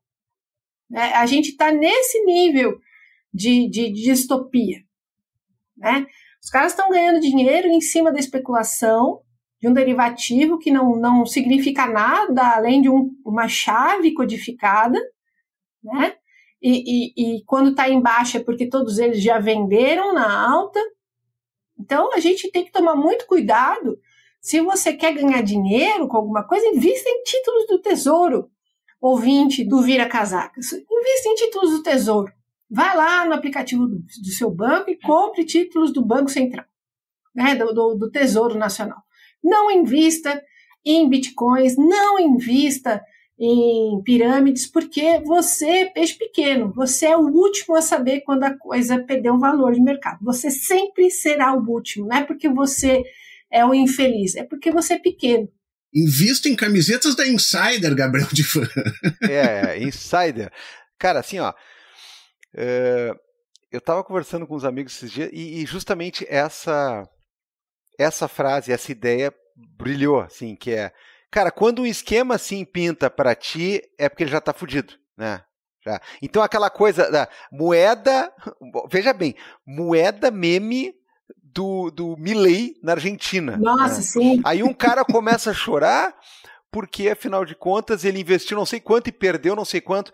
Amigo, repete comigo essa frase, tá? O presidente da Argentina, Javier Milei, anunciou uma meme coin na televisão e na internet, e as pessoas investiram nela e perderam dinheiro. Só repete assim essa frase, né? Mas assim, Ana, me agrada essa tua comparação, porque eu acho que o Metrópolis, aliás, ele é uma obra pouco explorada, porque a gente busca esses exemplos mais gráficos, assim, né? Mundo acabou, não sei o quê, e não sei o que lá. Cara, o Metrópolis, né? Vamos lembrar que ele, inclusive, tem aquela questão que é fundamental para se pensar, para que não ocorra, que é, ao final de contas, tu fazer a maior de todas as conciliações de classe, aí o cara pega e diz assim, a mediação entre o cérebro e os braços tem que ser o coração, né? Então fica aquela coisa do tipo assim, ó, não, nós aprendemos todos uma lição, não é mesmo? Todos temos que melhorar. Tu, filha da puta, é só tu que vai melhorar aqui, né? Às vezes, olha, às vezes me dá vontade, assim, ó, não sei, tem que controlar alguns impulsos aí, algumas coisas, porque me dá vontade de fazer que nem o cobrador do Rubem Fonseca, né? Eu vou andar por aí dizendo assim, agora eu não pago nada, agora eu só cobro, porra. Tá entendendo? Então, assim, quando a gente pega essa lógica aí, né, no final das contas, porque assim, essa frase, esse mote do Metrópolis é justamente o que acontece no capitalismo, né? Mais do que outros exemplos um pouco mais alegóricos, porque afinal de contas é isso, né? Termina toda uma crise gigantesca para alguém ir lá, né, injetar dinheiro, manter as coisas como estão, dizer assim, não, calma, todos nós erramos aqui, né? Esse foi um grande problema. Cara, eu queria continuar um pouco nesse assunto porque isso me chama a atenção de uma maneira espetacular, assim, né? Você está pensando uma moeda sem lastro, né? Você está pensando uma moeda que é feita para pagamentos escusos, né? Ela é feita e aí conecta com um monte de coisa que a gente está conversando aqui, né? Porque ela é feita para essas pessoas que, entre outras coisas, eles calculam de novo. Tudo na base de uma coisa muito infantil ou muito adolescente, né? Eu sinto como se os rumos da economia de lugares como os Estados Unidos estivessem governados por esses meninos aí que ficam jogando videogame até os 16 anos, aí com 16 anos e meio eles aprenderam a ler uns fóruns e algumas coisas e começam a falar essas coisas, né? Não, imagina só, você tem um remédio, você quer comprar um remédio, você não consegue comprar por quê? Porque tem as taxas do Estado, então sem as taxas você compra o remédio mais barato. E aí você quer pagar o salário para o Felipe Abal, mas existe a questão previdenciária, existe a questão de tu fazer fundo de garantia. Sem isso, você pagaria muito mais para o Felipe Abal. E sabe o que seria melhor ainda? Felipe Abal não ser Felipe Abal, o empregado que tem férias, e ser a empresa Felipe Abal, né, que agora é o contrato. Cara, tudo isso é fácil demais, né? E aí, com as suas nuances específicas, né, e com todas essas questões que tem vários poréns aqui e não são todas iguais, a gente chega nessa mesma conclusão. As pessoas elas estão tentando fugir desse esquema, como se elas fossem potencializar o capitalismo, fugindo desses pilares que lhes são básicos, como o banco, por exemplo, como essa questão da circulação econômica, como as balanças comerciais, né? E aí volta para a nossa discussão aqui. O cara acha que vai botar mais taxa num outro país, assim como o outro pensa que você vai tirar, né, os impostos da comida e dos remédios, e aí eu vou vender aqui aqueles caras lá de movimento liberal do cacete, que eles adoram isso, né? Vamos fazer aqui um chopinho sem impostos e um pão com linguiça sem impostos aqui. Aí por um dia o cara cobra preço de custo lá, né, por uma coisa que ele não tá precisando sobreviver com aquilo, e ele diz assim, viu só que beleza? Sem impostos, né? Cara, é muito louco isso aí. E o Bitcoin, então, talvez seja o maior dos delírios, né? Não sei, Ana, se tu concorda, se vai nessa linha ou não, mas ele é extremamente, assim, chega a ser fofo, né? A coisa do, olha só, cria uma moeda aqui que é só pagar com a moeda e você pega a moeda e guarda uma chave eletrônica e, por favor, não esquece, né? Porque teve gente que esqueceu. Ah, teve isso também? Ah, então as pessoas são ótimas mesmo, são que nem eu, fazem uma senha e esquecem a senha. Ó, eu quero sempre lembrar que as nossas críticas não devem ser, podem ser do jeito que for, mas o capitalismo não é uma questão moral. Ela impõe questões morais, questões de valores, ela tem um horizonte de valores, de desejos, de afetos, mas ela é mais do que isso, né? O capitalismo é uma forma de vida, né? Ela incute nos indivíduos essa norma, essa lógica de que tudo a vinde as minhas criancinhas, né? Nada aos outros, tudo, né? Essa lógica competitiva, né? E nós estamos aí, há 40 anos, já são mais de 2 gerações quase, crescendo e se desenvolvendo no auge do neoliberalismo, né? No neoliberalismo tardio já, né? A coisa já está até caindo já no neoliberalismo. Porque eu gosto de pensar assim, se a gente colocasse num vagão espacial os 200 mais ricos do planeta, o capitalismo não acabaria. Essa é a grande questão. O problema não é só a existência dos mais ricos, porque quando a gente critica a riqueza, e só a riqueza e não o capitalismo, a gente está indo muito mais para um discurso fascista do que o discurso da desconstrução do capitalismo. Porque o que permite gente concentrar tanto dinheiro, que 264 pessoas têm a mesma quantidade de dinheiro que 7 bilhões de indivíduos, não é moral, não é porque eles não são legais ou eles são canalhas, pervertidos, e enfim, sei lá. É por causa do capitalismo, certo? É o capitalismo que permite que isso aconteça, é o capitalismo que faz concentração de renda. E ele não faz concentração de renda por causa dos impostos, certo? Ele faz concentração de renda por mecanismos de concentração de renda que partem do início da produção de mercadorias, certo? Então, o cara que ele não faz parte dos 264 mais ricos do mundo, ele não olha para si como... A gente tem um grande problema, as pessoas não se entendem mais como trabalhadoras, as crianças agora acham piada ser trabalhador, carteira assinada, aí tá muita merda. Né? As pessoas, a juventude acha que é um problema você ser CLT, né? O jovem de 16 anos, ele acha que ele entende do mundo porque ele assistiu o Grok fez um resumo do que um tweet que ele leu. Então, o jovem, ele vive, ele transpira esse ambiente todo degenerado, né? Degenerado no sentido decomposto mesmo. Ele entende que para sobreviver, para ter alguma dignidade, reconhecimento, ele precisa viver dentro desses padrões capitalistas. Então, mais capitalismo é menos democracia.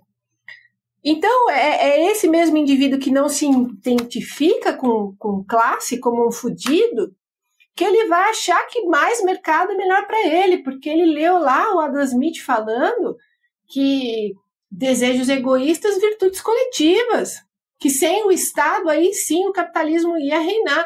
Meu amigo, o capitalismo só é capitalismo por causa do Estado, uma instituição que reflete as necessidades do Estado. Você acha que sem Estado... Porque, veja, esses malucos, eles aparecem com o fim do Estado, mas eles não querem o fim da propriedade privada. Porque eles acham o quê? Que amanhã acabou o Estado, eu vou falar, não, tudo bem, isso daqui é dele. Então, na minha bunda que isso daqui é seu. Não tem Estado, não tem direito. Por quê? Vai ter Estado, mas vai ter polícia? Baseado em quê? Monopólio da violência com quem? Ah, não, eu vou ter arma. Ah, tá, então se todo mundo invadir aqui essa propriedade, porque todo mundo aqui, são 7 bilhões, somos muito mais do que 264 pessoas, se todo mundo acabou o Estado capitalista, então a gente vai tomar todas as propriedades. A gente vai fazer uma distribuição de propriedades. Ah, não. Aí todo mundo vai ser armado. Ah, tá ótimo, eu também. Eu e os meus 7 bilhões aqui, todo mundo vai ter uma carabina e todo mundo vai invadir a propriedade e vão fazer uma distribuição. Aí não. Né? Eles querem ainda direito da propriedade privada, eles querem o monopólio da violência, né? Eles só não querem distribuir. É que tem esse pequeno detalhe, né? Que faz parte dessa racionalidade do fórum do chão do videogame, né? O cara acha que no futuro devastado ele vai ser líder da tropa, chefe da cidadela, ele vai ser o melhor atirador, ele vai ser basicamente o pai da Horda Primitiva, né? Redivivo, né? Assim como ele acha que ele vai ser o cara que vai saber sobreviver. As pessoas elas têm que se dar conta que às vezes no filme você é aquele segurança que morre com uma virada de pescoço, né? Quando alguém tá invadindo o prédio, né? O cara que só aparece naquela cena, aí alguém toca uma pedrinha no canto, ele vai ver o que é a pedrinha e morre, né? O cara não é o protagonista, às vezes. Eu lembrei agora, eu tive um aluno no ensino médio, fiquei sabendo que ele era uma juventude hitlerista pelos colegas de sala que vieram me pedir ajuda para conversar com ele, né? Professor, explica para ele, né, que isso daí não transo violência, basicamente isso, né? Então eu fui conversar com ele e tal, e como professora de história, em algum momento eu ia dar para o ensino médio aula de Segunda Guerra Mundial, né? Enfim. E foi o que eu falei, a gente tem a impressão, às vezes, que a gente ia ser o chefe da SS, né? E, na verdade, a gente é um bando de bosta, né? Que a gente ia ser o primeiro a morrer moído na carne ali, no moedor de carne. Né? Então, o jovem, quando ele se encanta por esses discursos, é porque ele tem uma subjetividade hiperfragilizada e ele identifica nesses espaços que ele, finalmente, vai conquistar a identificação, o reconhecimento, como é que a gente fala, quando os outros vão olhar para você e vão te admirar, admiração do grupo. Você nunca vai se identificar com uma ideia reacionária achando que você vai ser carne do moedor. Você está se identificando com uma ideia reacionária para ser admirado pelos outros, para reconquistar aquilo que você perdeu, que você nunca teve, mas que lá te dizem que você vai ter, né? Mas é isso, né, Divan? A gente vê esses caras achando que eles vão ser grandes figuras, né, chefes da SS, provavelmente eles são, infelizmente, eles não conseguem nem perceber o quão burros eles são e que vão ser os primeiros a caírem. Às vezes a gente tem sorte, né, porque as pessoas são muito burras, etc., mas e aí a gente ganha algum tempo com isso. Mas nós estamos aí numa explosão do movimento dos masculinistas, dos incels, porque a gente está falando de uma juventude aí que acredita que, por causa dessa democracia ampla e estendida, eles perderam quando eles tinham, sei lá Deus o que eles, né, em um passado remoto e glorioso, eles perderam algo que agora, com a democracia, eles têm que dividir com os mais vulneráveis. Né? E é óbvio que essa identificação não se faz com os de baixo, se faz com os de cima. Né? Eles acham que eles são grandes e seguros, né? O próximo Napoleão. Mas, assim, é porque, de novo, nós estamos nessa sociedade. Eu queria que ficasse claro que o Trump, essa juventude incel, é tudo fruto dessa nossa sociabilidade capitalista, né, onde não existe alteridade, né? O capitalismo ele se organiza não para benefício social coletivo, como o mercado diz que ordena os desejos egoístas. O capitalismo funciona para si mesmo. A gente faz com que 7, 8 bilhões de pessoas no planeta todo funcionem, administrem as suas vidas, no sentido não de uma melhora social e coletiva, mas da concentração de renda. Então, o capitalismo ele não é uma perturbação o que está acontecendo com a sociedade, porque ele não reflete a sociedade, né? Ele reflete as suas próprias necessidades. A sociedade é só meio para que essa organização que concentra muita renda, que acaba se beneficiando desse processo, continue lá em cima. Então, se a gente está vendo uma desconstrução dos equipamentos públicos, da democracia, isso não é um problema para a nossa sociedade capitalista. A gente precisa debater abertamente que o capitalismo não é solução. Mas o comunismo não deu certo. Então você senta seu rabo, né, e faz melhor. Pense em algo melhor, porque o capitalismo é uma merda. E se o capitalismo for o melhor que a humanidade vai conseguir propor, é melhor devolver tudo para os dinossauros. Não é possível que a gente não consiga propor uma sociabilidade melhor que o capitalismo. Não é possível. Gabriel Divan, tá aí. A gente tem que tirar o jovem dessas ideias erradas e levar pra teta do comunismo. Esse é o negócio. Mas eu sempre acho engraçado esse negócio, só pra gente estar terminando aqui, Ana Paula, eu sempre acho engraçado esse negócio dos ANCAP, porque assim, eles dizem assim, não, mas o primeiro princípio é a não agressão. Digo, ai, amado, tá bom, sim. Né? Na hora assim, eles dizem assim, não, eu posso fazer tudo e ninguém pode dizer que eu não posso, e coisa assim, então eu vou ali te dar um soco. Não pode, agressão não pode. Então tá legal, gente. Vamos ver se isso aí fecha no decorrer da história. Gabriel Divan, vamos levar o jovem pra teta da pizza também, das dicas culturais, é isso aí? Por favor. E vamos, né? Vamos porque tem que ser.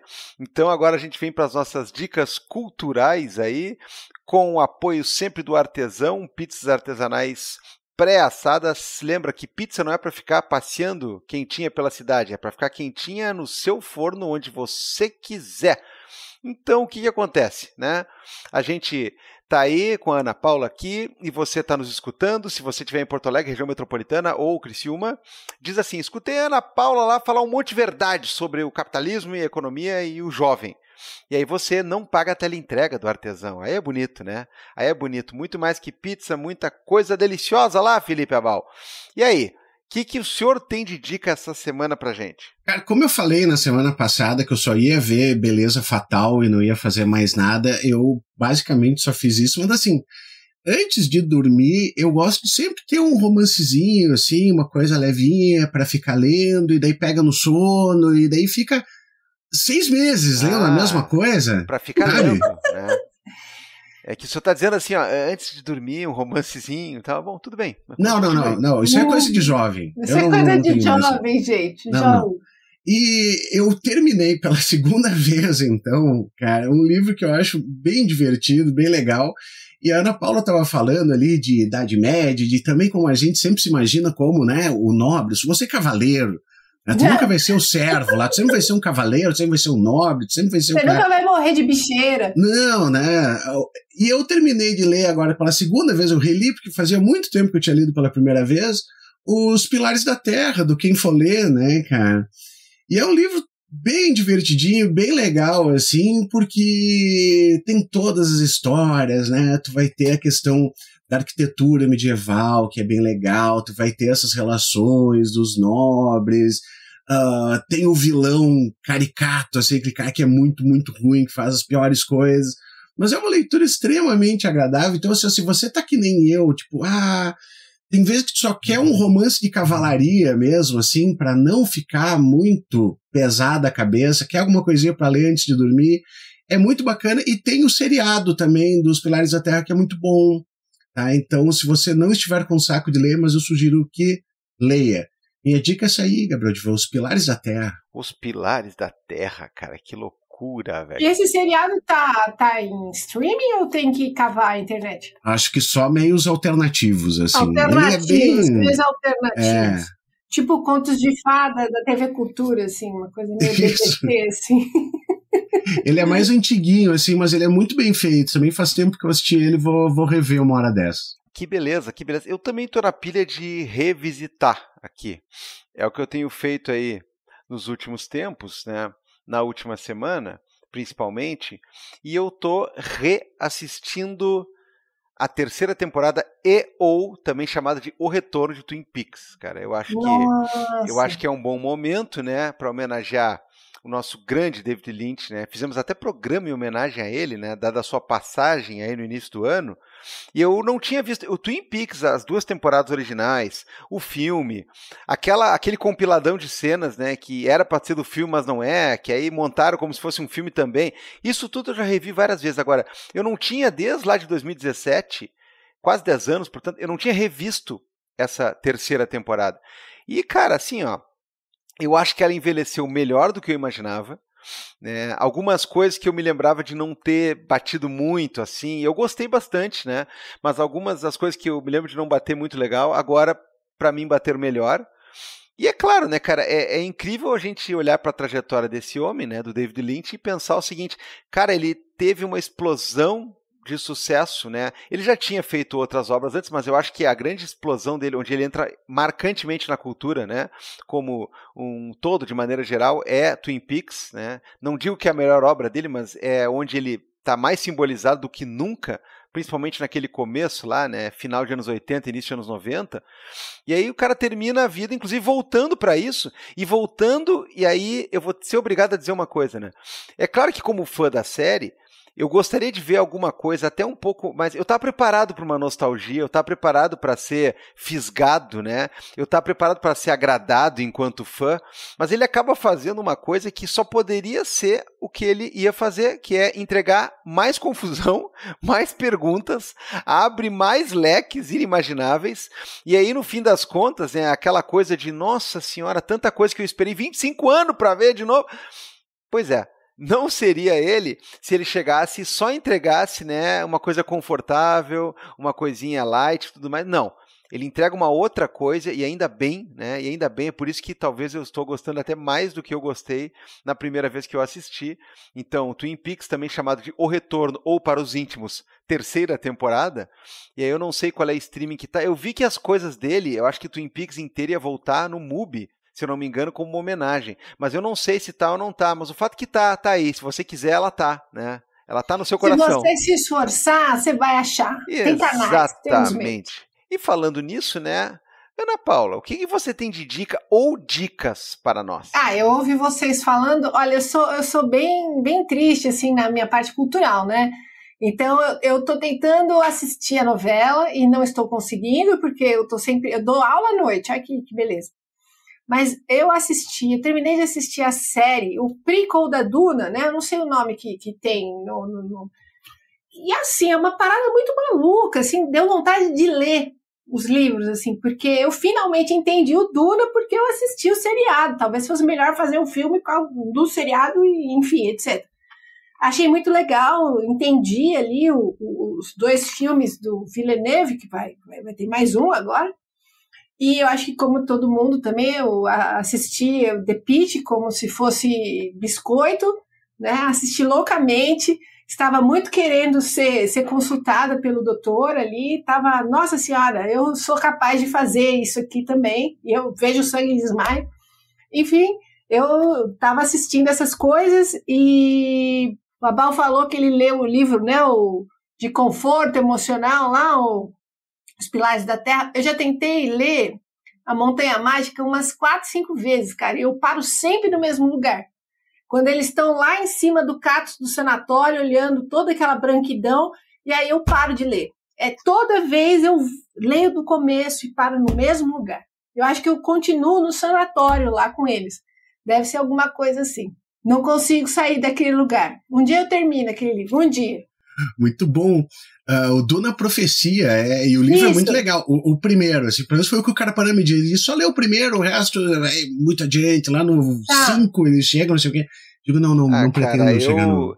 Eu li o primeiro e eu estava satisfeito com ele. Só que aí agora eu vi que ele termina, né, no final do segundo filme, ele termina como termina o primeiro livro. Então o que vai continuar agora estaria no próximo, que é o Messias de Duna. Eu tô pensando até em encarar, né, para ver o filme com propriedade. Assim, mas eu sinceramente eu tô bem satisfeito com o primeiro. Mas ok, né? Tá. Mas vale a pena, é legal. Ele é bem legal. Nossa, mas fez todo sentido. Eu muito perdida assistindo Duna. Ai, que lindo. Nossa, que maravilha. Então, aí foi dar uma explicação mais linear, assim. Eu achei bacana o seriado, bem feitinho também. Muito bom. Ana Paula, muito obrigado por ter vindo aqui. Ficou muito legal o episódio. Volte sempre. Obrigado mesmo. É um prazer. Eu agradeço. Eu sei que era um convite para falar de economia, mas eu sempre puxo sardinha para outros aspectos. E fico muito feliz que o espaço me permita fazer isso. Eu adoro vocês, adoro a audiência de vocês. Que vocês comprem pizza na pizzaria artesanal, né? Os meninos provavelmente se beneficiam de alguma pizza nesse final das contas. Quem sabe é o Gabriel só, né? Gabriel. Só ele. Mas alguém tem que se beneficiar da pizza, não é possível. Cara, eu tô aqui lendo o meu livro da Sob Influência, vestindo minha camisa da Insider, comendo uma pizza artesã. Cara, eu tô bem pra caralho aqui. Né? É isso, tem que ser assim. Que nem aquele... Foi o Shaquille O'Neal, né? Que eles disseram assim, tu tem que falar dos patrocinadores aí na entrevista pra pegar bem e tal. Isso aqui. Aí fizeram uma pergunta nada a ver, assim, e como é que estão os treinos da semana?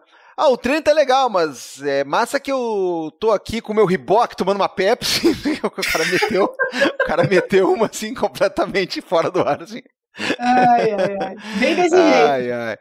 Não, mas eu tô aqui, se vocês precisarem, vai ser um prazer sempre falar com vocês, com certeza. Maravilha, obrigado mesmo. Gabriel Divan, vamos pro salves. Salviate? Não, salves, agora. Life moves pretty fast. You don't stop and look around once in a while, you could miss it. Muito bem, Gabriel Divan. Terminado o episódio, muito bom, cara. Mas estamos devendo, então, os salves pra galera que pediu. Tem bastante gente que pediu essa semana, cara. Posso começar daqui? Claro, vai daí. O André Petian, lá no Spotify, ele mandou o seguinte, Que episódio brabo, né? Falando do nosso último. Vou ter que ouvir umas 5 vezes enquanto dou banho e troco as fraldas do meu filho para ver se entendi mesmo. Por favor, mandem um salve para o meu filho humano, o Inácio, o pequeno passofundense degustador de biscoito de polvilho. Olha que maravilha, cara. O Inácio passofundense, cara.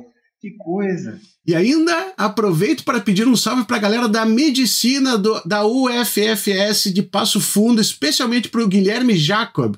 Aqui não tem canalhocrata da saúde. Pelo menos a frente de estudantes progressistas lá é bem engajada com a DENEM. Abraço e parabéns pelo podcast. Pô, maravilha, Gabriel. Ó, eu sempre achei que santo de casa não faz milagre, né?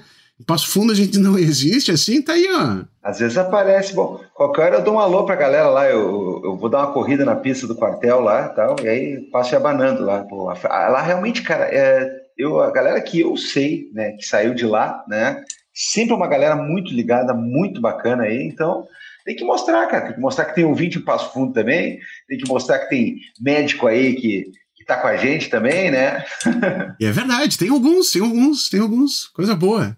O Fábio aqui, que é o Fábio Santos Cunha, ele mandou o seguinte, ó, a respeito do nosso último episódio, ele disse: esse papel de síndico da massa falida do neoliberalismo já deu.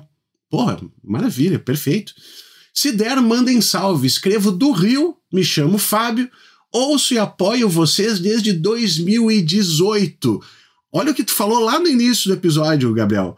São amigos que encontro toda semana. Ó, que beleza, cara. Aí, cara, esse é o encontro. Muito obrigado aí, Fábio. Apoio aí há muito tempo, hein, cara? Não enjoa da gente, não. Olha aí. Muito bom. No Instagram, Lucian Butori. Olá, pessoas, bom dia. Posso pedir um salve por aqui? Sim, você pode pedir um salve por todos os lugares que a gente possa ouvir, né, ou ler. E agora já foi uma pergunta. A partir de agora vira consulta. Eu sou de Porto Alegre, minha esposa é de Brasília, e esse feriadão viemos para Brasília para fazer o concurso do MPU. Na argumentação da prova discursiva usei muito Mark Fisher para falar sobre a geração Z e as mazelas do capitalismo atual, muito inspirado nos episódios do Vira. Se a nomeação vier, Gabriel, vou contribuir mensalmente com uma quantia generosa para ouvir a Casaques, que é meu podcast favorito. Deixo um beijo para minha esposa Arielle, que eu amo muito, e para nossos gatos, Fidélia, Morgana e Punk. Em primeiro lugar, sai do fake, Luciano Huck, né?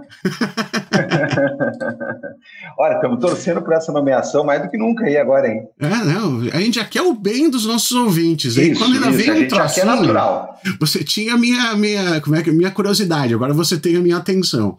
Exatamente, agora você tem a minha torcida. O Andrés, ele mandou um alô, Vira Casaca, será que usando o cupom de vocês lá na Insider eu mereço um salve? Claro que merece, né, cara?